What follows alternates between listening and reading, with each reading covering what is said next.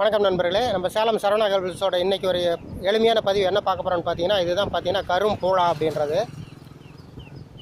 அதாவது மூலிகை வைத்தியர்களும் சித்தர் நெறியில் இருக்கிறவங்களும் உடலை காய சித்தி பண்ணணும்னு நினைக்கிறவங்களும் முக்கியமாக தெரிஞ்சிக்க வேண்டிய மூலிகையில் இதுவும் ஒன்று. இதுதான் கரும்பூழா அப்படின்றது.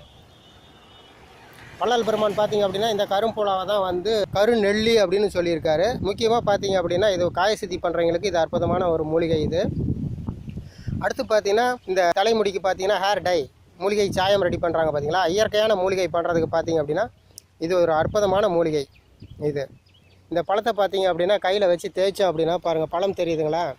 இந்த பழத்தை வந்து கையில் வச்சு தேய்ச்சோம் அப்படின்னா ஒரு 2 நிமிஷத்துக்குள்ளே பார்த்தீங்க அப்படின்னா இந்த கை வந்து கருப்பாயிரும்.